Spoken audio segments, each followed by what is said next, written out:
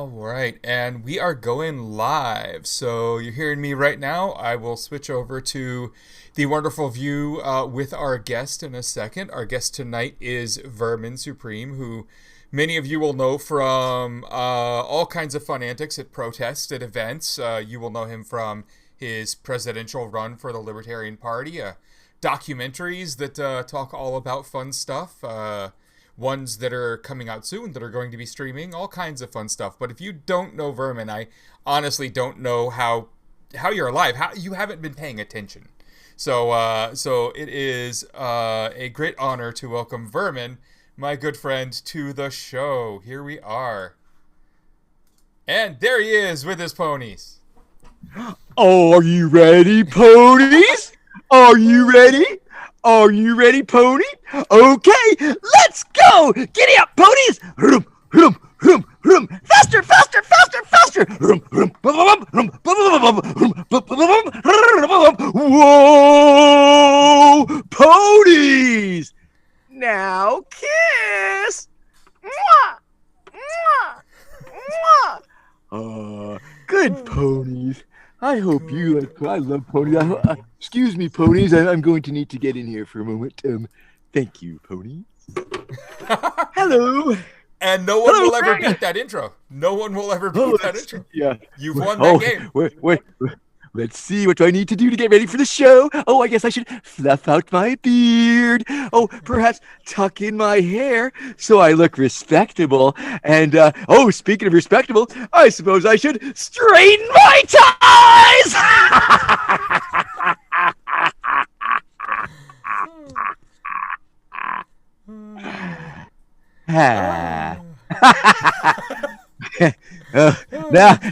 Now, yeah, I think maybe I should get my head on straight, if you know what I mean. Oh my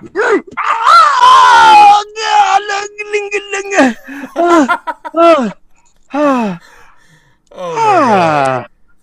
That's better. Wow. That is, oh my God, you have a glass. It takes. Okay. You have a glass boot. We're live. We are live. Everybody, that was real and that just happened. We're live. Hi, Greg, and welcome to my new show, Cross Promotion with Vermin Supreme. And of course, during this show, we talk to different people who are trying to interview me and, see what they got going on and stuff. So how you doing? Welcome to the show. I'm doing pretty good. I like the turnaround. I like what's going on here. Before the show, we were talking about your backdrop, and I love everything you got going on there. Oh, thank you. This is my exciting official cameo studio because, I'm like a cameo star now. And ultimately, when you're on Cameo, that means like cameo.com/Vermin Supreme, and you can pay me short money to say things, sing happy birthday. I've recited the Navy SEAL copy pasta for people. I sang a version of the Wet Ass Pussy song. I cheered somebody up whose dog had died. I bucked somebody up whose grandma had died. I sang Grandma Got Run Over by a Reindeer. Nice. It's a lot of fun. It's a very exciting and different type of very short form wackiness. So that little opener there, I do that for everybody, and the spit takes when I'm outside. I don't do the spit takes when I'm inside. Of course. Yes, it's my a mess. wife. It truly. I put the link in the chat there for anyone who doesn't know how Cameo works. It's pretty simple. You go up, you can find all kinds of cool people on there like Vermin, and spend a very small amount of money, and they'll do something for you. A lot of them have rules, so you're not going to get, too freaky, but I think Vermin will say most of what you want him to say. Oh, yeah. Yeah, I'm easy. Although I did have to give a pocket veto to somebody who wanted me to do one for Count Dankula the other day. Oh, yeah. It's like, I just, I couldn't do that in good conscience. And I didn't want to call him out, on somebody else's dime. Right. But I do have the opportunity to record it for free, which would mean it's sort of but then on the other hand, I'm sort of on the auspices of Cameo. So I don't think I can really trash people while I'm on Cameo. I'm sure they have terms of service that says something about that. Hey Vermin, can you sing Happy Birthday to Count Dracula? Fuck you, fuck. Yes, happy birthday to fuck you. But It's a new song by yeah. Vermin Supreme. Trademark. Ah, I, so I am a, I am a meme, and yes, I do have a service trademark on my name. That's true. Although, of course, I'm also a staunch supporter of open source. I mean, politically, I'm against all that case stuff. I'm a meme. I'm dependent on copyright violation in a way. However, on the other way, Creative well, Commons. people are welcome to make money off my name and likeness, but I just want a little cut. And I think that's fair. Be nice about it. That's it. Yeah, Yeah. I think Very that's fair. libertarian. Yeah, You know? yeah, yeah. So if Yeah. anyone out there is wondering, I've had the pleasure of getting to hang out with Vermin many times in public, at protests, at events, and running down sidewalks together. And this is exactly how he is in person too. The energy is very hard to keep up with. It is amazing. Yeah, that's Yes. that's only when the camera's on or I'm in a real life world situation. Oh, of course. I've seen you with the cameras off. Although I've also seen you the last time I saw you. And the last time I saw you was quite funny. Because I was working at one side of a protest, and you were kind of at the other side of a protest. And this was the Straight Pride Parade here in Boston. And, of course, before the pandemic and everything, we haven't gotten to hang out too much since then because pandemic, problems there. And I'm over on one side where all of the neo-Nazis and alt-righters are leaving the event, and I'm giving them shit as they're leaving. You're over at the police lines. Now, I start hearing that shit's going on over at the police line, so I start walking towards there. And before I get there, I'm about, 50 feet from turning a corner, and there's where all the shit's going down. Vermin comes running around the corner right at me, says, "Hi, Greg," jumps behind me and my friends, and does the Clark Kent thing and becomes somebody else, and then wanders off in, a different uniform. And it was entertaining. It made the day. It made the day for me. That was a pretty hairy moment. It was sort of the cap off. It was the end of the event. I mean, the people were orderly evacuating. We had enough of that cop and his pepper spray and all the other stupid cop nonsense. And ultimately, at that point, we had cleared the roads, and we were pretty much on the sidewalk at that point. So some of us, but and there was some people still in the street, and it was a very interesting police maneuver. It was sort of like that game, The Whip, where you hold your hands with your friends, and then you start and you turn into this human whip. And I had never seen a police line do that, like rounding a corner in such quite a crazy way. And in doing so, they sort of started engulfing people, and that is when they tackle our friend Rod. Yes, they tackled Rod, and he was right down there, and I was right there also. We were right in front of it, and that was moments before they did this whip thing. And then this cop reached out, because I guess he grabbed Rod because of the megaphone, because they were doing that moves, to take away the people's voice. Yep. And the cop actually laid hands on my megaphone. And I think people should know, don't you be laying hands on my megaphone. Yeah. So it was that is a cardinal sin. There was a brief tug of war. I was given the choice of just sort of letting it go or yanking it back. And I guess I felt at that moment that the yoink was it was the way to go. And yes. And then I did beat a hasty retreat up the street, and that is exactly where we met at that moment. And I remember somebody lent me their shirt. This very large gentleman, and had this very large gray T-shirt. And I said, "Hey, can I change? Can I swap shirts with you? Because James, if you're still out there, thank you." Thank you, James. I think I still have your shirt somewhere. Yes. So someday you'll get that back. Well, so neither of them that were standing with me had ever spent any time at a protest with you. And so when you came running around that corner and jumped behind them, they were like, "That's Vermin Supreme." And they turned around. I said, "Nope, face that way." I was like, "Nope, just keep looking that way."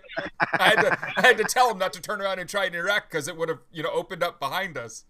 Yes. No, I mean, it really is amazing how few times that I've actually been arrested and taken into custody.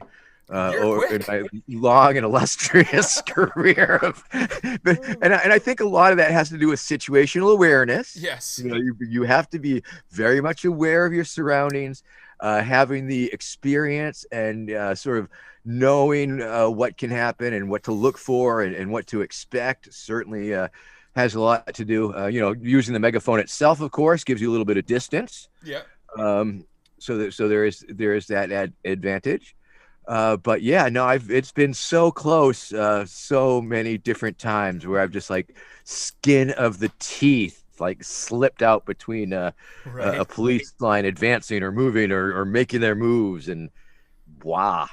Yeesh. Yeah, it was a fun day at the end there. That was definitely you added a lot of entertainment as we were then starting to head towards the trains. Before you called me and said, "Hey, wait a minute, Rod was arrested and you gotta."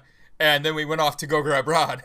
Yes. Yes, that was a whole nother part to the day. But there is interesting. It was a crazy day. The whole day was mad. I mean, I got shoved to the ground by Milo's goons after presenting myself as a bill collector. That was a fun day. The whole day was like, I mean, other than the Trump supporters and bigots and haters and all that getting to march down the streets of Boston. And another weird thing about part of it was fun. Oh yes, and a weird thing about that for me is, I have fans, supporters on the other side, and so that was very odd and weird, being called out and they're trying to draw me into interacting, and these are people who ultimately stand for the opposite of what I try and stand for, and that is just always awkward. Well, at one moment, me, you, and Rod were like walking fast down the right side of the parade, and we're all kind of yelling into the parade, and you and Rod each have your megaphones, and people on our side are loving what you're doing, and then people from in there keep hearing the stuff you're saying and hearing your words and hearing Rod's words and then screaming that they love you. And I was just like, what? Are you not listening to him? Like, yeah, I mean, I was rebranding their whole event as douchebag pride. Right, like you ran down the entire length of the parade screaming douchebag pride, and they were saying I love you. Like, what? Isn't that weird? I don't expect much out of them in terms of intelligence or situational awareness, like you brought up earlier. Any of that type of stuff, they just kind of go with the moment, I guess. Yeah. So that was interesting. But Rod was there. He's in the chat, hanging out with people. Nice. And today we learned that Rod won his case against Trump for the bodyguards at an event slamming him headfirst into a table. Indeed. And it was back in 2016. I guess it was a 2016 campaign, because these things do take time. And it was a no labels event, which was ostensibly a nonpartisan event, multi-candidates. And this was maybe a week or so after Rod had been initially assaulted by some Trump staffers. And so during the question and answer period, he asked a question in his journalistic capacity, like, yo, what's up with, your people shoving me, and what's your favorite fucking Bible verse, or something like that. And his security did not take kindly to it, and gave him the full-on bums rush treatment. Essentially, the classic bums rush. I think they grabbed him by his shoulder and grabbed him by his pants and boom, just threw him across that table and shit. And so, and they started acting, and the Manchester Police Department started acting in consort with this security, and essentially, I mean.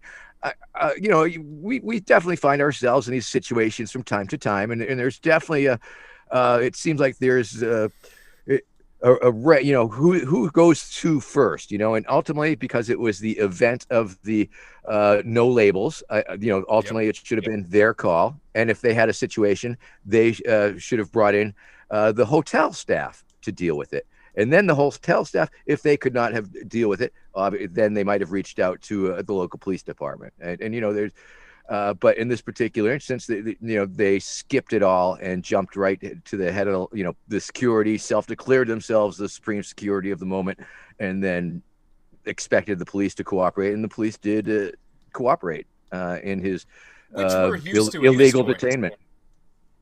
Yes. Now, once again, you contrast it. I say it's amazing how few times that I've been arrested in my career, and like, look at Rod Weber, wow.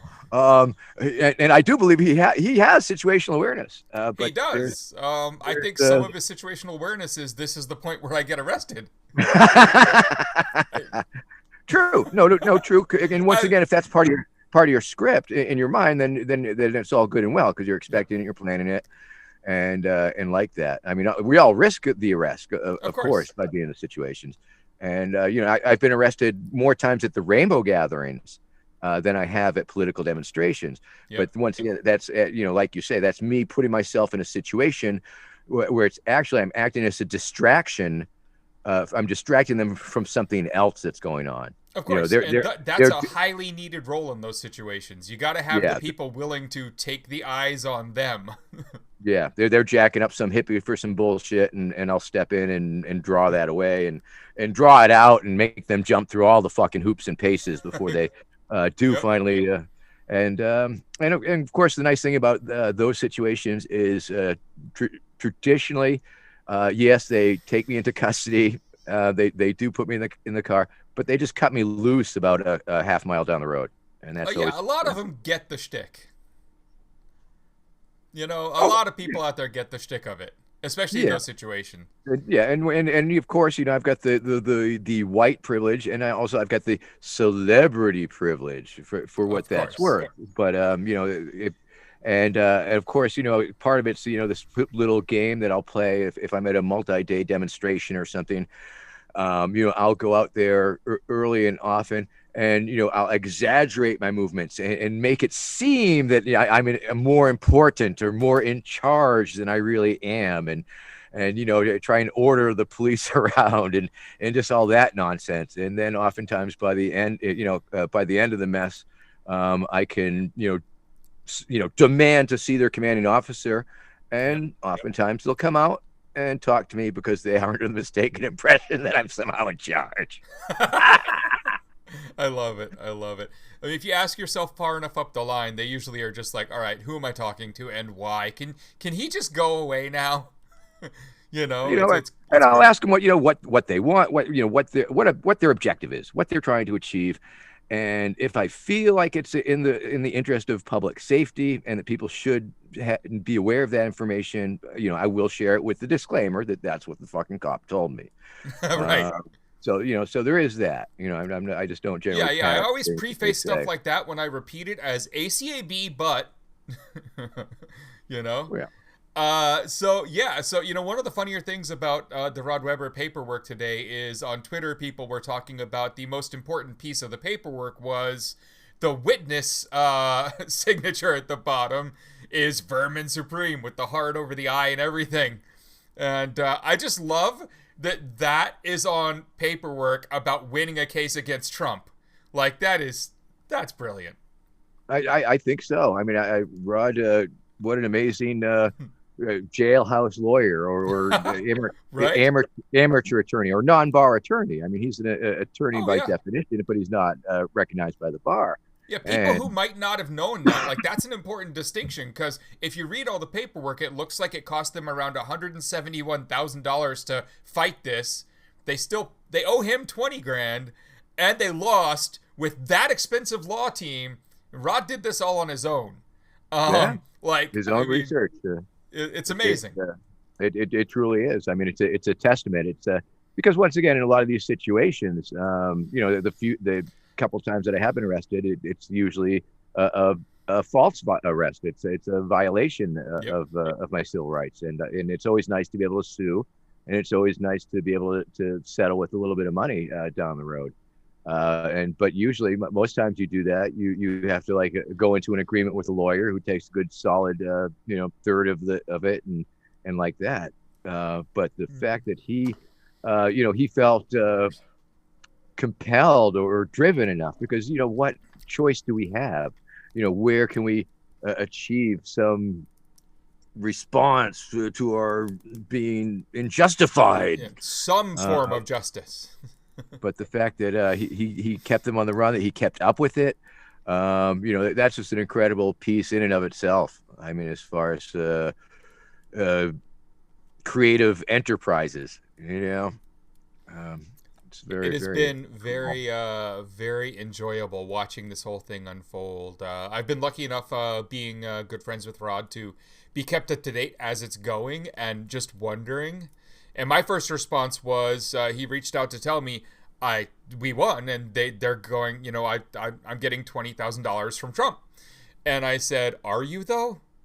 Because Trump is so bad at paying the bill. So my first response was, are you? But turns out it looks like it is actually going to happen. So that's a miracle in and of itself. Sure One is. of Trump's things is actually getting paid. That's a miracle. Yes, I mean he stiffs all his contractors. Right. He's a terrible human being, and oh goodness, I guess we all sort of can't wait to see him get his comeuppance once he's out of there. For any of the new people, when I'm looking over here, I'm trying to read the chat and keep up with things there, see if anyone's got anything they want said. Okay, all right. Yes, you're not sneaking a drink or something. No. My lemonade is right here. Right, People might be able to start to notice a pattern. I like orange. Yes. And remember, it is some sort of drinking game, and when we drink, you all drink. Yes, everybody's in. So, obviously, let's talk about the elephant in the room, or should I say the boot in the room. You wear a magic boot. And we've talked a few times about the magicness of this boot. Yes. But you know what? Why do you call it the magic boot? Well, because it is magical. I mean, it gives me secret super powers that I utilize. It is that power of distraction. I mean, the boot. I got the stock answers. Hey, what's with the boot? And I say, the boot stands for all that is good in America. The ability to wear a boot on your head, if you well damn please. Sometimes I'll mix it up and tell the media the boot is a pile of shit, and the media are the flies that buzz around it. So it operates on that. It's a signifier to the recipient, to the person that I'm coming up on, that what might be coming out of my mouth may not be linear in nature. It might be absurd. It's a magical boot in the sense that, as we had discussed, that if I don't have the boot, I am just a regular guy. I could walk onto any college campus or any place, any large demonstration, and not be recognized. Nobody would know me. But put the boot on, boom! It turns into a little flash mob, and I've seen it happen. It's pretty crazy, and it's a lot of fun too. I've always enjoyed it because it feels like it sets the mood. Like when you show up with that, the mood lightens a little. And that's always been the feel for me in any kind of a crowd that gathers around it. Mm-hmm. And of course, for me, you take my picture in any crowd situation or any place, any time, doing anything, and you show that picture to a kid. That kid's going to tell you. You ask that kid, "What's wrong with this picture?" They're going to say, "The guy has a boot on his head." Right. And so really that's the level that it operates on. It's sort of a little surreal, this discordant upending. It's and I use that to my advantage in bending reality a little bit, and changing up reality. At the demonstrations, for example. And what's it's a combination. It's a skill set. It's knowing the situational awareness, knowing them well enough to know what to expect and when it will escalate and what to look for, and seizing the opportunity prior to that time, and trying to take it over. Between the demonstrators and the cops, there's this no person's land. It's a vacuum. Anything could fill it. It could be taken over by an agitator or an agitated person, or a fucking cop who fucking skips a turn and takes a pot shot at somebody with pepper spray. Right. Anything could. But so I've discovered that I can enter that area with the megaphone, with a calm demeanor, and yes, cracking jokes, but also offering safety information. Because I think that's really what it's about. It's sort of like camp counselor activity in a way. You're just trying to make sure everybody's safe, and a lot of that is avoiding the crowd panic. I mean, if you can avoid the crowd panic, because of course the cops use fear as a weapon. They use their flashbangs to create a stampede and all that. And if you can avoid that, you're helping keep people safe. In fact, at that straight pride demo that we were discussing, there's that street divider. Do you remember that street divider? Yeah. There's the planters, and then there are sharp, pointy iron things that make the fence right at about 2.5, 3 feet high. And that was really concerning me, because if the police had a charge, if they had a flashbang, or people could have been impaled on that shit trying to get away, fucking easily. And so I made that like a real big talking point for a long time, just walking that perimeter, making people aware that was something that they needed to be really careful with and aware of. And that's one of the fun things there. I do want to say thanks for the host there, and the follow and the sub and all the other stuff that's going on. Thanks. How do you say it? Gosh Dongles. All right, Gosh Dongles. I like that name. Hi, Gosh Dongles. How are you? It's me, Vermin. Yeah, so that's one of the fun things about being in a protest with you too, because you just run around doing all of that type of stuff.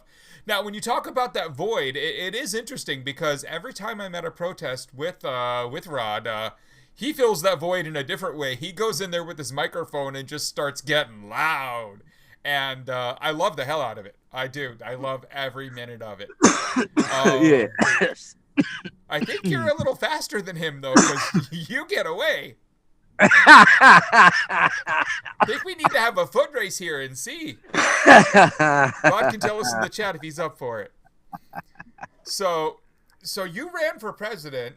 You ran for the Libertarian nomination. Well, here's the Gregg. As you know, yes, I've been running since the early 90s for over 30 years. Yeah. I mean, but it's always been obviously a very facetious, not real, pretend campaign. But it is kind of like how people said Donald Trump was pretending, and then when he thought he could win, he was like, "Well, wait a minute, would you have made that same move?" I'm working on it.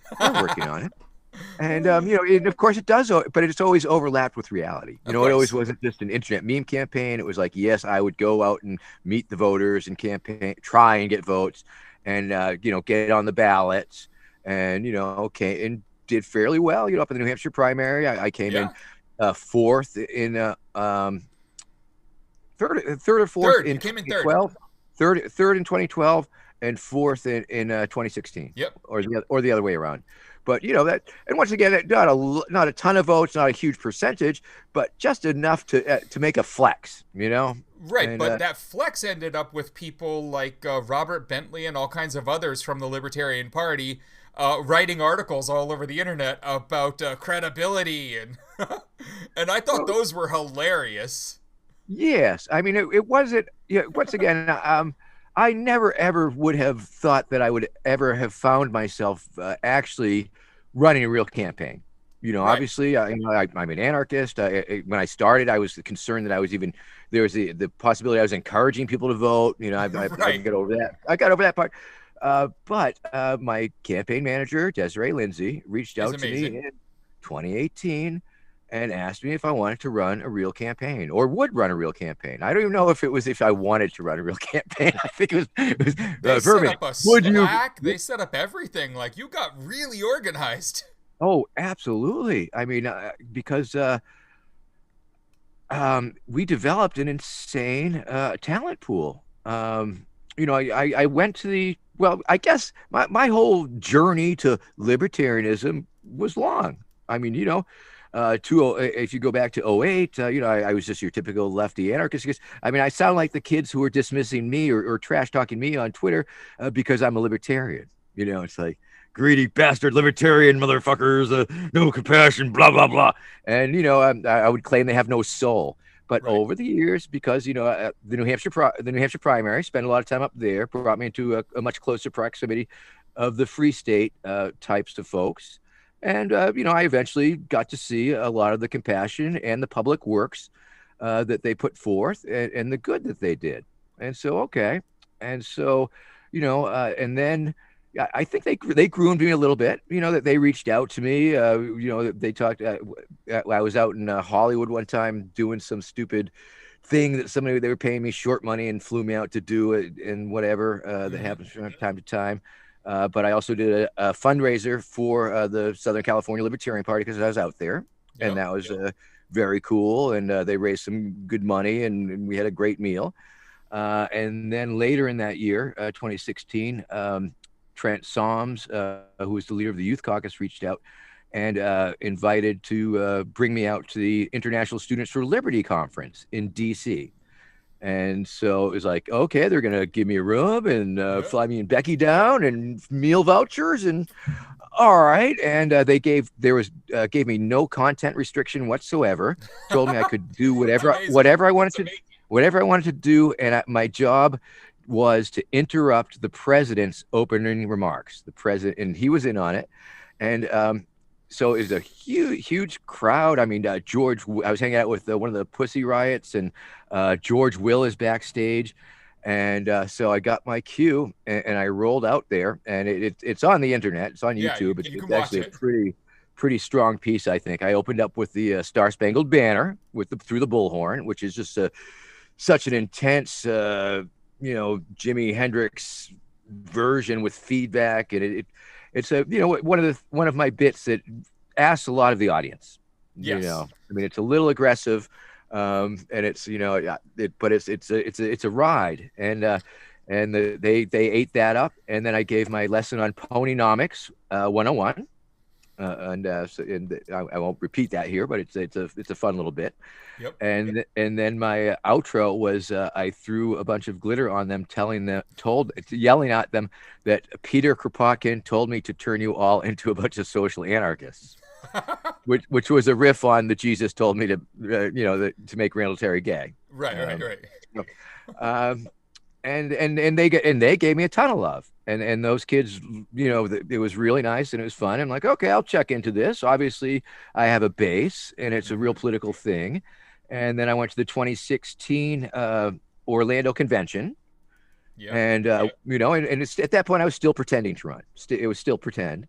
But I started to meet a lot of people, and made a lot of connections, and started getting a feel for what was there. And then in 2018, by the time that Desiree invited me into this role of an actual candidate, I was prepared to do that. I felt it seemed like such a very natural extension, number one. And It was number like the two, path you were already on. pretty much. I gained a level of notoriety, and I brought the whole thing to a point where I personally probably couldn't have brought it much further. I mean, yeah, sure, media industrial complex could gobble it at some point, but whatever. I mean, Right. because one of the beautiful things for me is it was cyclical. It would happen. I could set my clock to it every 4 years. Go to New Hampshire, spend a week or two trolling the candidates, fucking around, go back home. Yeah. All right. Okay. It's time for the conventions. Okay. Go to the conventions for a week and the other one for a week. Okay. And then I'm off. And then comes the inauguration. Boom. That was my year. But this year turned into a whole different thing. I mean, it was over a year. I raised more money for this last campaign than I've spent on 30 years of campaigning. Crazy. I mean, we were able to raise, and by raise, I mean, convince people that to help make this happen, to give me the money I needed to transport to all these state conventions around the country. Travel costs, even the social media costs, though. I mean, you had like a whole team.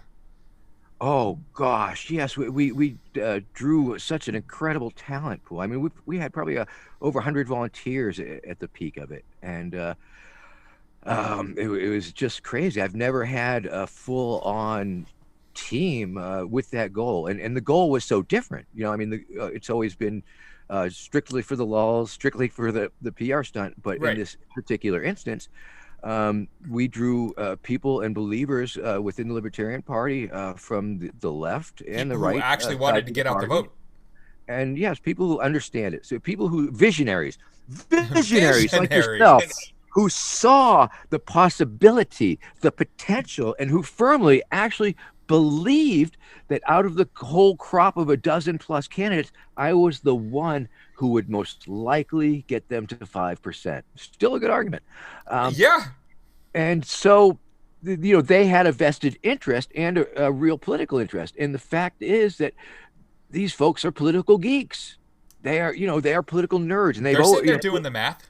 political geeks and nerds have always been, some of my strongest and longest supporters and fans. They pay attention to the politics, and a lot of the people who work within the party, are working towards this very specific end of, or this version of politics, or to play politics and run for things and help people's campaigns. It's a huge community within the Libertarian Party. They're trying to get people elected and make statements, if nothing else.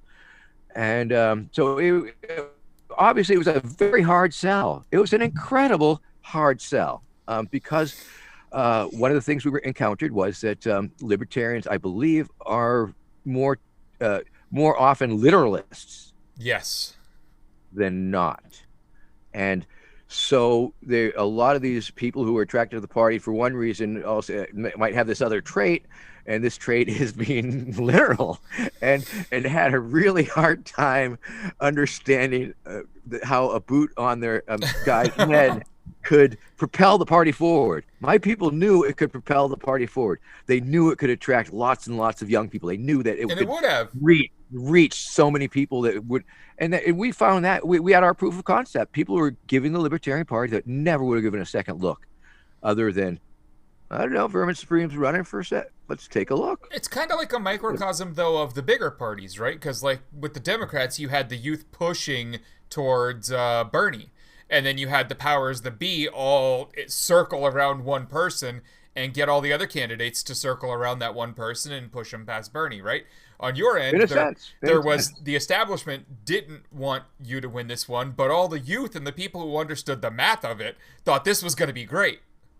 Yeah, I fully agree, and that's why I went along with it. That's why I agreed to do it, and ultimately I was simply making an offer, and I made it very clear. I mean, I'm making an offer at my services as a candidate. What do I want to be the Libertarian Party candidate? Do I have that draw? No, but would I be willing to fucking fully embrace it and like balls to the wall and push it to where it needed to go or needs to go? Yes, for sure. Absolutely. You do the work if you got it. Yeah. I mean, I'm not power hungry. I'm not a mad politician. I've always been fucking or goofing on or with the idea that people have any inherent power or right to lord over other people. So you had a It's platform. my bag. You had issues. You had a platform. You had Yeah. everything. We had a platform committee. Yes, Yeah. absolutely. And the website had it all up there, everything from Ponies to honest discussions about the issues that the other candidates were raising. Like Yes, you had an everything awesome up there. mix. It was an awesome mix, and it was the way I like it to be: funny, educational, informative, thought provoking, all of these things. And we brought in Spike. I mean, Cohen. Spike Cohen became the vice president on He the did. ticket. Yeah, for people who don't know this, Spike Cohen was Vermin's original pick for VP on his ticket.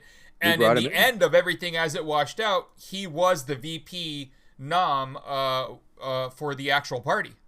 Yes. So it was that was incredible. I mean, we had amazing successes. We were working to get people to see the Libertarian Party in a different way. We were trying to get the Libertarian Party to look at the Libertarian Party in a different way.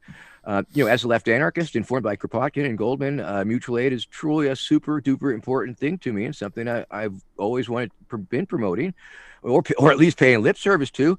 And but it was one of those things that and it was once again one of those differences that I had with the libertarians, because I felt the charity, their reliance on the word charity, and what that means or meant to and means to me as a left anarchist, very top down throwaway. Dismissive solution, or at least I think that's the way some people take it. There's this bitterness to it or something. But and I was always afraid to promote mutual aid to the libertarian community because I was afraid they would embrace it and bastardize it, quite frankly. Right, they would change the meaning of the term. Yes, but like they did with the anarchists. But let me say that my campaign eventually evolved to a major promotion effort of mutual aid to the Libertarian Party and libertarians. We've only done this show for 4 weeks now, and 2 full episodes have been on mutual aid and explaining it to people and how to get started and what to do in your local community. So I 100% agree with you on that. Mutual aid is super important now more than ever. With so many people out of work, so many people not getting unemployment anymore, no matter what these new bills they've passed have done, they aren't enough. So again, I will harp on this one. Mutual aid. Look up your local mutual aid group. See what help they need. If you've got 5 minutes to spare, it is important. Absolutely. Share what you can. Share what you got. I mean, we even just if it's time. Yeah, I mean, we just found out that that there's a local homeless encampment not too far from where my wife works. It's like, oh shit, man, we're gonna go. What do they need? Yeah, exactly. Go bring some coats and gloves and socks. Socks. We can't figure out a food thing. So all those things, because these are very difficult and marginal times, of course. Indeed. And very scary times. We both live up in the Northeast here, so it is extremely cold. These are not homeless encampments in San Diego. These are going to get covered in snow and freezing weather and freezing rain, and it's going to be horrible. Yep, true that. And the problem seems to be growing, and what have you with the evictions and the COVID job lockdowns and all of these terrible problems that our country face that only massive distribution of ponies could truly solve. And, let's use that as our transition to ponies.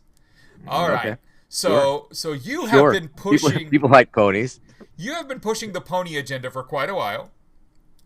And I would love to understand the origin of the ponies for everyone, the free ponies, all of it. Just where did this come from?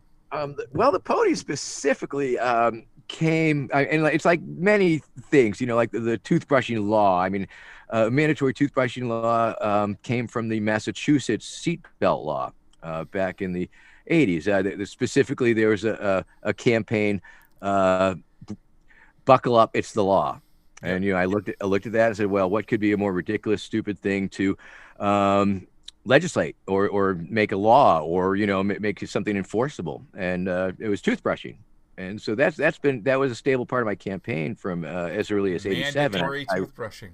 I referenced it, and then of course over the years it fleshed out. Then it turned into this dystopian little rant about the secret dental police and the dental re-education centers and the government-issued toothpaste and the tooth fairy flying winged monkeys and all that. And written years before the Patriot Act. I personally believe that Joe Biden somehow got a copy of it because I did hand it out at the '96 DNC in Chicago. And I suspect that they just rewrote it using the dental mandatory toothbrushing law as a model. So it's one, and once again, it's just because of the resonance. And I've been very lucky that the very simple and stupid things that I've chosen as cornerstones in my campaign have this real resonance and appeal and relate to people. They're enjoyable. Yes, I mean the toothbrushing law.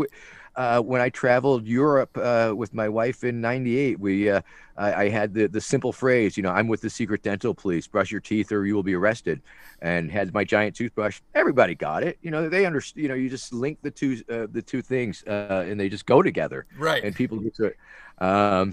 And so there's, that's how that came. The time travel to kill baby Hitler, of course. That was just a straight up ethics course exam question. Would you kill baby Hitler? I mean, and so I made that all about the time travel, and that is again another cornerstone of the presidential run, was you were going to invest heavily in the time only travel, so you could only go back. candidate who will. And of course, Right. once again, it's a boondoggle. It's a huge boondoggle, number one.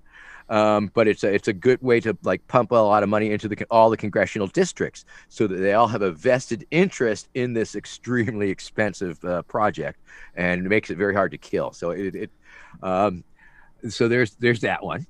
So Rod says that Jeb Bush said he would also put money into time travel. Now my question, he did not say that. He said it's in the documentary. He said it's in the documentary. No, Rod is going places with that. It was very simple. What he did, he admitted that he was asked what the weirdest email that he ever got, and he responded that it was somebody asking him if he would go back in time and kill baby Hitler, and then he was asked if he would, and I think he said, "Gosh, yeah." It seemed non-committal. We'll watch. I mean, it's in the documentary for sure. Well, and of course Ben Carson talk about that, because there is a documentary. Ben Carson. The documentary. Rod Weber. There's so many Rod Weber documentaries. Come on, which one are we talking about now? Well, that's what he does. The man is prolific.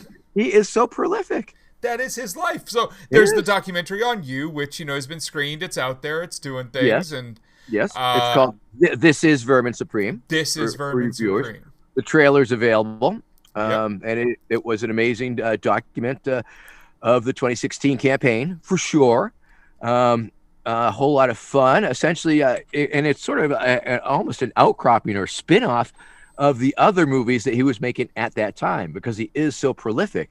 He was simultaneously making Flowers for Peace, available for streaming, and the War of North Dakota.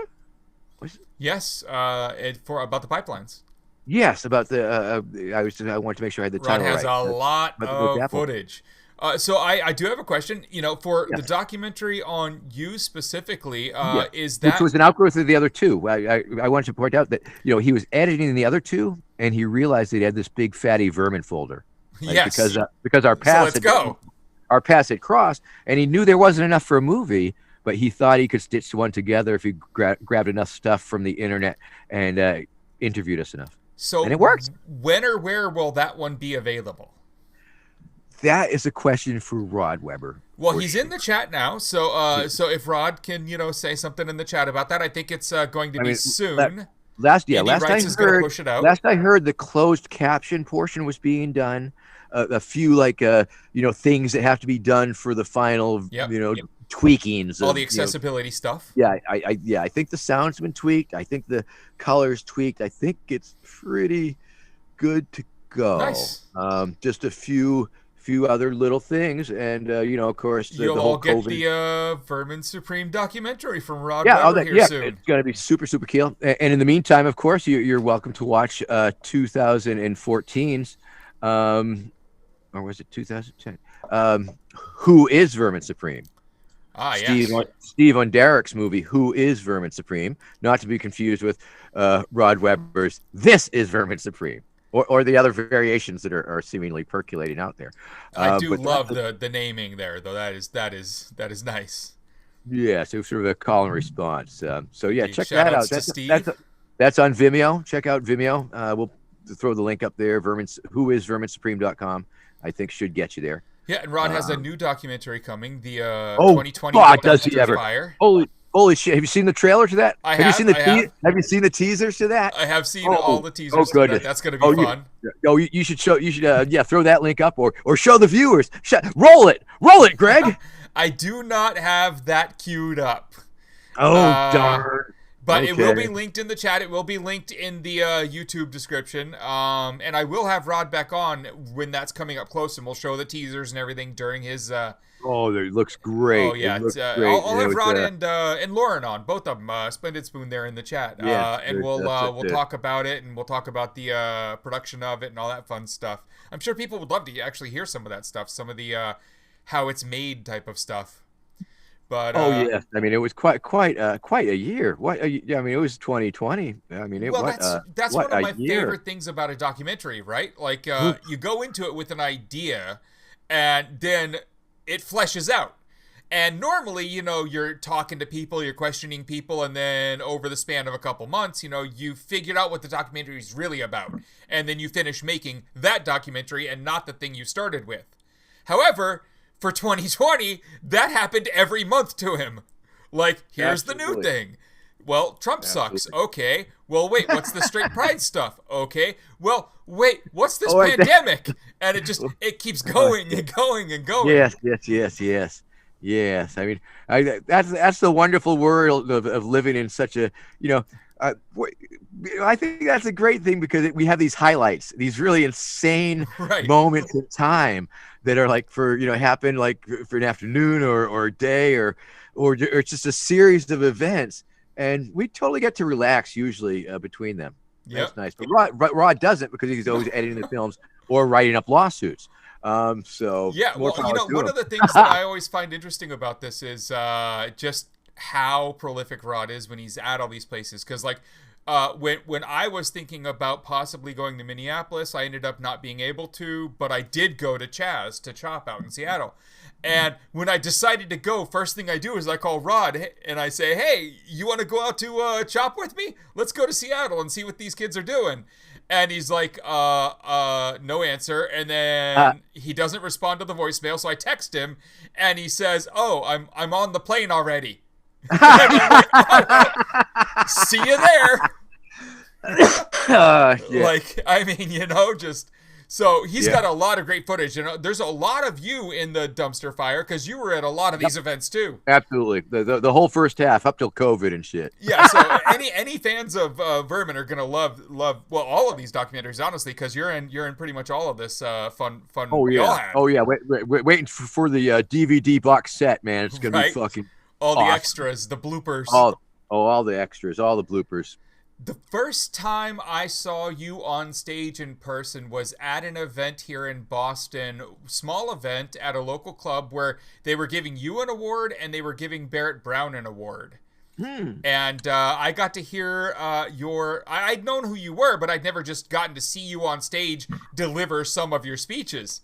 And I got to hear the dentists and see the toothbrush and everything, and it was an experience. I met a lot of people in that audience who had been fans of yours for a while, and it was a good introduction to you. So I recommend anyone who knows he's going to be near. Was that 2012? Yeah, that was a while ago. Yeah, 2012. Yep. Yeah. Yep. That was right as I became a meme. I think shortly thereafter. Yeah, exactly. As it was taking off to meme status there.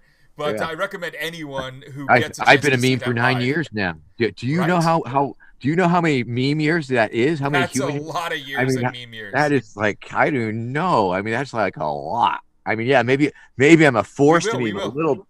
Maybe forcing it a little bit, but still. Nice. Oh yeah, but it's fun.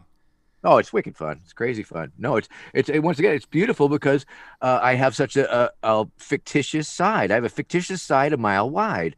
Where there's room for like just made up shit, and people don't get to pretend enough, and I think that's a valuable service. A lot of people don't get that about you either. Like, I mean, and that's good because in public you've got to keep up the facade. You've got to be who you are. You've got to do the act. The PR stunt is Vermin Supreme, right?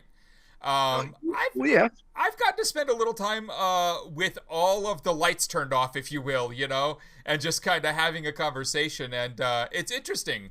It's a side that a lot of the public doesn't get to see, and I hope everyone who gets a chance to spend time with you gets to do that one time or another.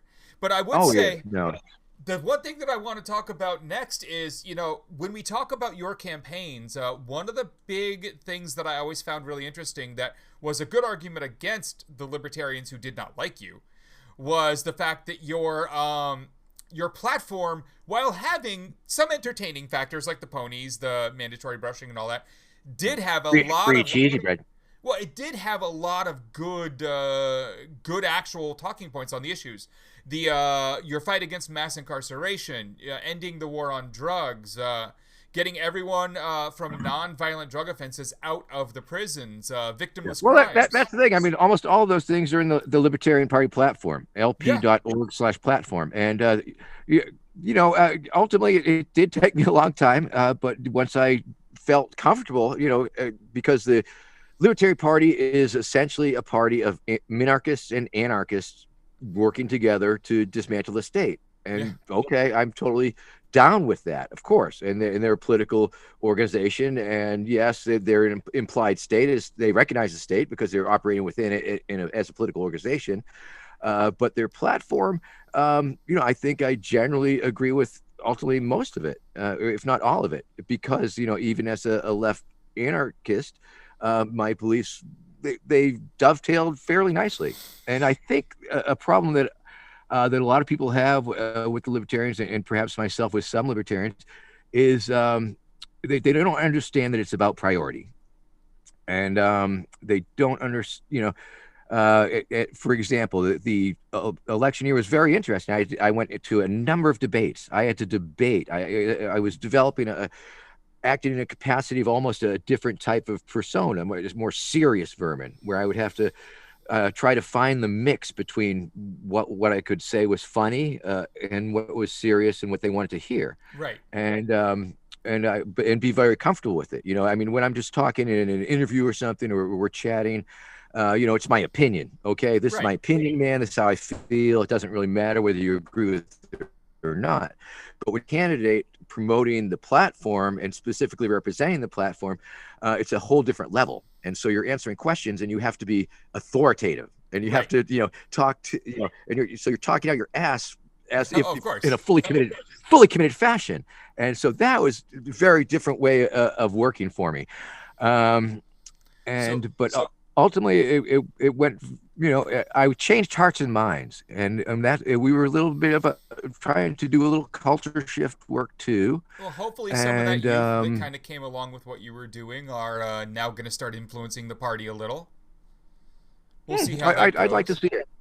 But now, for sure. Now, Rod says something interesting based on your the context there of the Libertarian Party. He says the Libertarian Party's support of corporations is a deal breaker. They believe in privatized tyranny. Yeah, sure. Gotta have some tyranny. Yeah, that's okay. I mean, that's not anarchist. No, it's I'll have to. Which part of the platform, Rod? You'll have to send me a link or something. Like I say, I've been out of I'm not a corporate apologist, and let me say that I'm pretty sure that we are against crony capitalism, 100% against the crony capitalists. I believe some of our talking points involved the fact that the corporate playing field is not level, that real capitalism has never been tried, that the government chooses the winners and the losers through subsidies that have caused the climate crisis, et cetera, et cetera, et cetera. Whereas as a free market would be a level playing field, and the corporations would ultimately be beholden to the consumers. I don't know. What am I, fucking pro-consumers now? But, there is that part, and I've never been particularly comfortable as a spokesperson on that level. So that was just strange right there, right? Me saying that stuff again. But that's, that was a whole another thing, and it was a very interesting part of it, for sure. Learning that whole mess. Going forward now there's some fun coming up. Beyond all the other stuff that will obviously happen as hopefully the pandemic unwinds over the next year. You are going to run possibly, I won't say definitively, but possibly in 2022 for governor. Well, I will qualify that rumor with the following statement. We are considering forming an exploratory committee that will be focused on forming an exploratory committee for the ends of running for the governorship of Massachusetts in 2022. And of course, there are advantages to that, and mainly they are involving fundraising. Because once you form an actual committee of any sort and register as such with the various figures, it gives you a tax-free place to put money that people give you.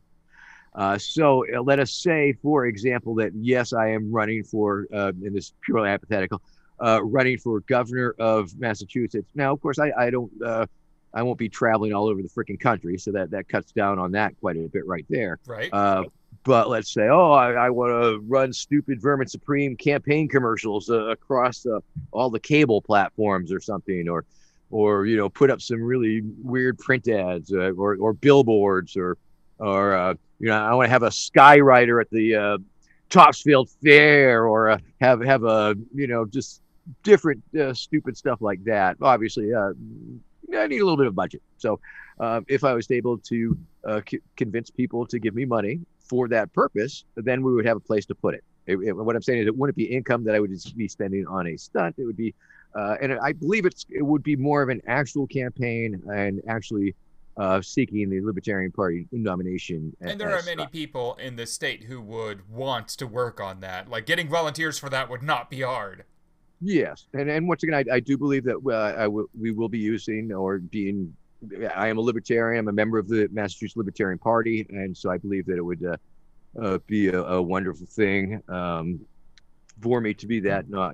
Once again, in a very strange twist, like people. Here in Massachusetts, we have the strange twist of being lefty, being almost all Democrat in every other way, except we don't ever vote in Democratic governors. So.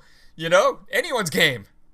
Yeah, that's true. And, I always define success usually in a way that guarantees me success. Right. I found out that I was running a writing campaign for the senator slot of the Libertarian Party, 10 days before. Somebody sent me a picture of their ballot, and they wrote me in on all the slots because it was an empty ballot that got sent out. And I was like, oh, okay. And, I got, I think, 27 votes counted, but I think that's more than anybody else did. So I won. That's what matters. Now, once again, it's not a great argument in my favor why I should be the nominee of their party. Well, right. I did get 27 write-in votes in Massachusetts out of 44, so it's the majority. Yeah, more people in the electrical college voted for me than anybody else, and that makes me. I am the president, and it's great being the president. I look very much forward to serving as your president of the American peoples here. Well, let's go with that. So, I would love to see these campaigns here locally. I would love to see. It'll be interesting because, you'll have a lot of people like me, who are just, fans of the whole thing, and also would love to see anyone but a Republican in there. You'll get our types, but we also have a lot of people on the right here who actually really support you too. And True. Both sides do not like each other, but there will be people from both sides who support you. And that will be an interesting dynamic to pay attention to. There is that overlap in the Venn diagram, for sure. Yeah. That was the fun part of Occupy the primary in 2012. We had all the occupiers up there and all the free staters, but we were all dogging the same candidates. It was hilarious. Yeah. Beautiful. And then it would merge into a Vermin rally. It was crazy. Good times. So we have people in the chat there, and I want to ask, does anyone in the chat have any questions, any topics they want us to talk about, anything that we didn't touch on? There's all kinds of things you could ask. I'm sure some of you have run into Vermin before. I think one of you actually saw him at one of the events, the Rainbow Gathering. Doxy in the chat says, "I know I saw him." Yes, no, the Rainbow Gatherings are pretty much where I learned a lot of my practical anarchy, where I learned my understanding of anarchy, where I've lived and witnessed anarchy. In that, it's the only reason anything gets done there is because people see a need, they get it together, and make it happen. Mutual aid. It is absolutely 100% people getting together and making it happen because it needs to happen. And for sure, it's where I learned to be a clown. It's where I learned a lot of my because one of the things that Rainbow does is, we also provide our own security, and Yep. so we tend to encourage volunteer details to play cop watch and walk with the cops. And when I was a much younger hippie, I would spend like 8 or 10 hour shifts walking with 8 to 10 state troopers or feddies or just all sorts of combinations of cops who were out patrolling the gathering after having been totally lied to, just trying to keep them out of trouble, keep the hippies out of trouble. Yep. And definitely where I picked up a bunch of chops that I later brought into the protest world, for sure. So, if you had to tell anyone, just a whole audience, we're going to put this out on YouTube, we're going to put it everywhere, what you thought they should be doing. When I was asked this question, and by one of my guests, early on, what to do, I instantly said mutual aid. And I instantly said, in fact, because of this, my next guest is going to be all about the local mutual aid community and what we've been doing. And so where would you be sending people on their we need to help people during these troubling times kind of a quest? Oh, more than likely, it's right in your own darn neighborhood, and it's quite very possibly somebody um, who might not be complaining about it too much, or and checking in on all the people's mental health because the super crazy stress that we got going on. So I guess attempting to foster connectiveness and reaching out and building our networks while simultaneously strengthening our networks and strengthening ourselves by reaching out and connecting with as many people as we can, especially people who are working on in a particular direction or on a particular project. That's always good because there are so many areas of need and so many areas of revolt that we must maintain. That a lot of different people are working on a lot of different parts of it, and so finding the group of people that clicks, I think, but is always a good thing because it's always good to have backup. It's always good to have people that you're working with. I think on these things. Although there's a lot that you can just do as an individual, and that does just involve just really being extra nice to people and exercising extra patience with those that we love and live with, and that we know their foibles, we know their buttons, and sometimes it's entertaining just to pick a fight with someone. But let's not do that. Let's not do that. Very important. So in the chat we got let's follow that up with kind of heading in the right direction. Back to some fun. Bushido Shin asks, will the ponies be centrally distributed, or will there be regional stables, and are they trained or are they trained to self-deliver? Well, there will be a lot of delivery with the massed, forced in vitro fertilization program that will be required in addition to the cloning ponies, also known as clonies. So, yes, once we start manufacturing en masse millions of microscopic test tube ponies, it is likely they'll have to be delivered because they won't be crawling at that point. And so our mad scientists, because you do know I have a large number of mad scientists under my employ, envision pretty much every mammal and perhaps non-mammal to be implanted with these embryonic ponies in order to increase the numbers of ponies that we'll need to reach. Now, will these pony embryos be implanted in humans? I suppose at this point we can only speculate. I know it won't pass the ethics review board, but that's not really our concern at this point. Thank you. There you go, everyone. So What I think we should do now, if everyone's cool with it, is one, agree that yes, the future is bright. The future is so bright that you'll have to wear welding goggles, otherwise your corneas will melt. That's how bright the future is going to be. It's all right here in my book, I Pony Blueprint for a New America. It is a warning from the people of the future. It happens long after Vermin Supreme presidency, after everybody has their pony, after zombie power fuels the nation, after secret dental checkpoints have been set up every couple hundred yards.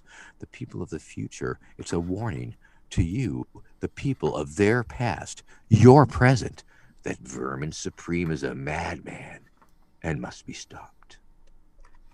So, how do people get this book? This book is available on the internet. On the internet. So if you just search for, well, I think Vermin you want Supreme, to go iPonybook.com. iPonybook.com. iPonybook.com will take it to the publisher, and theoretically, that will keep it in-house more so than send it to Amazon. So now the question is, I have heard that Rod is on another podcast now, and is live, and Twitch lets us go out with a bang and send the users to that place, but I don't think this other podcast is on Twitch. So I'm gonna ask Lauren if you can post a link in the chat there to wherever Rod happens to be, because I can't find the link to Miko's podcast. But I tried. This is a Rod Weber illustration. In this book, I Pony, we have a number of illustrations, a number of artists represented, and Rod Weber is certainly one of them. And that's I love Rod's artwork. Yeah, indeed. I mean, my favorite artwork of his was down at Art Basel in Miami, of course. Ah, yes. I don't think they liked it as much as I did. Yeah. But definitely having fun here. So, well, I think that's we've hit our hour. We're a little over it. Look at that. Oh, now that one's beautiful. That's my head in a jar. I love that. It's all here. It's all here in my new book. So what are you doing next? What's up next for Vermin? Okay, well, let me tell you, because that was the other darn thing. Okay, so it's sort of a follow-up to my campaign, because, I didn't get the nomination. Joe Jorgensen's got it. It was excellent. It was always good. Spike Cohen went on to claim the vice presidency and got elected, actually. Got over 1 million votes, pulled it all away from Trump. So there is that part of it. Damn libertarians. How dare you spoil that election like that? Ralph Nader again. So that was good.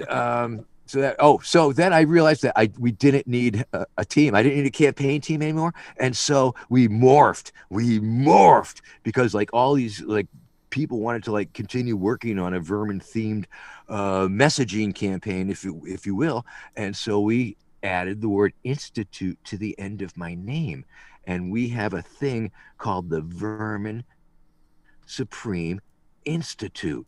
And it's totally legitimate, and we're doing different things, and we got an educational part, and we got a disrupt the vote part where we're trying to we offer assistance to various non-duopoly candidates, and that's pretty successful. We've worked with one guy who ran for mayor of Cranston, Rhode Island, who dressed up like a hot dog and sang the Oscar Mayer theme song, but inserted the words that spelled out Cranston, Rhode Island. My city has nice. Anyway, but and a lot of other amazing people. Another time. And then we've got the other thing we do, the Public Works Project, where we try to alleviate human suffering. Let me read you the very lofty mission statement. It's 2 sentences long. Yes. Our purpose is to inspire social evolution through the disruption of authoritarianism, to promote compassion and activism, and to spread knowledge of redacted history. Through the use of humor, direct action, and mutual aid, we uplift the disaffected, disenfranchised, and disempowered. So that's those are the lofty ideals, and that's what we shoot for. And we're doing, we're a small institute. Yes, I personally, of course, have a very large endowment. Vermin Supreme said, reaching down, grabbing his crotch. But the institute does not. The institute is essentially financed by my earnings through cameos. So everyone buy a Cameo and get Vermin to say everything you could ever imagine. Cameo.com/Vermin Supreme. Yep, and I have one of those Patreons too. So there's that Yeah, too. there's 100 ways to figure this one out, Yeah, but you want special access? Join the Patreon, and we got the verminsupreme.com. So verminsupremeinstitute.com. Check that out. Verminsupreme.com is sort of the more general, generic, wacky, funny Vermin Supreme. I don't know. Got the merch, got the Twitters and the Twitches and the Reddits and the Discords, and it's all in some link tree. I think we got the link tree out. If you go to my Twitter, yep, it's on your Twitter. Supreme, there's a link tree right there, which just lists all of that crap. I've got a YouTube channel. I mean, there's so many things going on that I can't even keep track of them, quite frankly, and because I've never had so many people doing so many things. Right, a team is amazing. Yeah, I mean, they're not doing it for me. I mean, are doing on my behalf? I'm not sure. I don't know why they do it, but they do it. The benevolent leader. I am so thankful and so grateful. You are de facto. I guess I'm a puppet. I'm just a figurehead. They're sort of running the show, and I'm you are Manchurian. Waving my hand. So I think we're looking at 24. We're looking at 22. We're looking at 24. So a few things. So there was a lot to unpack there. So if you want to check out the Institute, go to verminsupremeinstitute.com. If you want to check out just Vermin Supreme in general, it's verminsupreme.com. If you want to find all the links, you can go to his Twitter at twitter.com/Vermin Supreme, and there's a link tree there. But in the chat, Doxy has asked, Vermin, can you get a New Year's one done in the next 2 days if I order now? Meaning Cameo. Yes. Yes is the answer. All right, I love it. Yes, I can. So now my next question is... Just mark it as such, just to remind me. Yes. Vermin, you said letter U. They give you so many characters. SED, because they only give you so many characters, and I certainly want to know what you're saying. But yes, absolutely. Doxy is amazing, by the way. Did the image for the episode tonight, and some of the images on our Discord server. So much like you, there are people over here helping. So people show up and are helpful. It's amazing. Yeah. Everybody should get paid, but we all volunteer. Indeed, right? All right. So the next question is: do you have multiple boots, like formal dress boots and casual lounging boots? Very similar to one of the Batman movies, the one where he's in the Bat Cave and he's going for his bat cowl, and it lifts up, and the nitrogen smoke rolls out, and Alfred reaches in and sets it upon my head. And yes, there's a number of them that I do have to choose from. Depending on the battle to which I'm depending. Of course, also, there's a lot of speculation. Yeah, Vermin, what's in his boot? Is it some sort of little miniature space alien up there, sort of reaching down, controlling him, pulling his finger, running his things, making him... or is the boot itself, the alien device, has attached itself...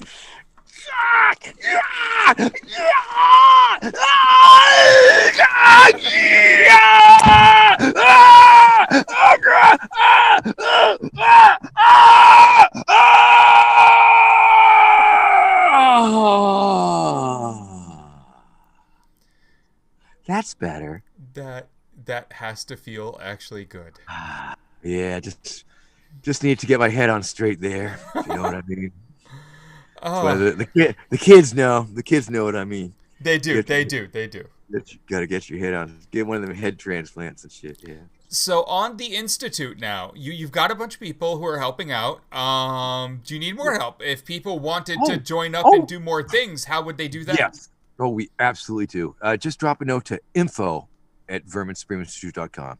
Definitely looking for volunteers of all stripes, from creative, A and V to anything. Writers, cool. Visionaries. That is wonderful. Grunt workers. We all, got, of course, the usual amounts of stupid shit you would find in a. We are not profit. We're not a we're one of those 501c4s, which means we can still keep our toes in politics as long as we, spend, politics can less than half. 49% we can do politics. The rest is either philanthropic or administrative. Overhead, yes, overhead. That sounds even better than administrative. I like it. Just looking through my notes I had, and I think we actually touched on everything, surprisingly. I thought we weren't going to get through it all. Cool. Wow. Very cool. So I want to say, going forward, look for Vermin Supreme running for governor of Massachusetts if that happens. If you see anything about, a call for volunteers, for that, I've heard that rumor. Sign up if you see any calls for volunteers on that one, and I will definitely let you guys know. Possibly, depending on the outcome there, a 2024 run. Maybe the Libertarians figure out that 5% is attainable with you. Maybe they figure it out. It's one of the factors that played into my 2020 run. I looked, I saw, I realized I had a base of support there. I mean, the fact remains that I do have a solid base of support, and a number of people that would be willing to probably work on such a thing and would commit them such. And I think it would be, me and Amash and Dave Smith maybe, and and Spike Cohen. So that seems like a pretty fun field. It does. That sounds like a fun debate. Actually, I'd love to see you and Spike debate. That would be fun for me. Yes, right. And that's a personal thing. I don't know about the audience. Yes, we could throw down about ponies and fucking zombies and There's a lot. He knows the platform. There's a lot of topics we could throw down on. But on the other hand, it was a fair amount of work too. Once again, it had its moments, but it took me away from home. You've got to travel the whole country. Every weekend for months, I was not at home. It has its plus and minuses, I guess. And I guess it's an investment in my future and consolidating my power and stuff. You have ended up with an institute out of it. Yeah, I got an institute. I got a Twitter. Got a Wikipedia. I don't know. I have a specific Wikipedia. I have a Brazilian Wikipedia. The only entry on me is in Brazilian Portuguese, and it's because I deleted the English one because I like the Brazilian Portuguese one better. Nice. Good times. So Rod is live over on the other podcast now, and I think, the nice thing of us to do would be to call tonight. Pass it up. Okay. Send everyone over there. All right. Very good. Well, let us talk and let you get on my new show. Yes. I have a YouTube show on Saturdays at noon, which is sort of me walking around talking. I've got the Facebook show that is just random. It pops up. Yep. And that's me walking through the woods usually. But we're doing a Wednesday show, which is going to be a little bit more variety and a little bit more formatted in that interviews and stuff. And I'd love to have you and tell me when. And introduce you to my audience and all your storied historical exploits and I've had some fun and all of those things because most definitely. And I so this Wednesday, next Wednesday, the Wednesday after, whenever. Saturdays are fine for me. You tell me. Okay. Yeah, I'm sure you'll connect me with someone who will tell me. Yes. You have a team now. It's so weird, but so such a blessing, really, because I know, right? Let's just say if it wasn't for them, I wouldn't be doing nothing. I know, right? Like without people around you, it's so hard. Yeah, it's like, all right. So what we have here is there's a link in the chat, which I am going to copy and repeat again here, if it lets me. It doesn't. Splendid Spoon, if you could repost that, just so it's the last thing in the chat there. And I will tweet it out as well. I don't know why the chat doesn't let me copy that, but what a bunch of jerks. Everyone should go. We are going out with Ponies. Everyone say good night to Vermin. Good night, Vermin. It's been awesome. Buddy. Thanks for coming out tonight. Have fun on the internet. Be careful. All right. Bye, everyone.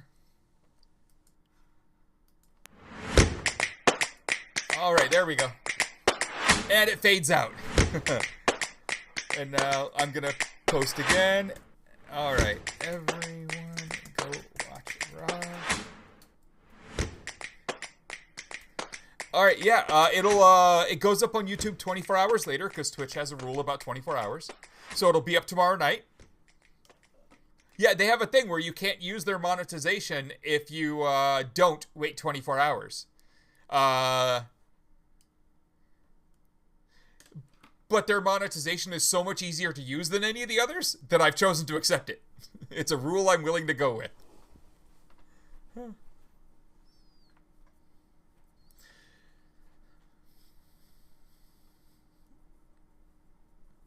Yeah, you can use like Restream and go to everything, but if you want to use Twitch's monetization with the subscribers, 24 hours or they will ban you if they catch you violating it. Yeah. Right? So you'll get that link. Connect me with, is it Caitlin? Yeah, connect me with Caitlin so we can set up a time and I'm ready to go. Cool.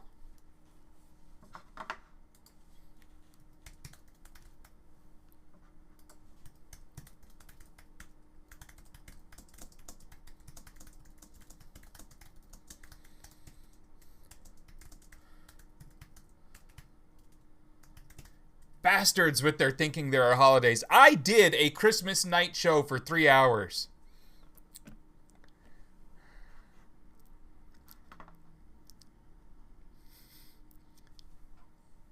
What else are you going to be doing? It's a pandemic.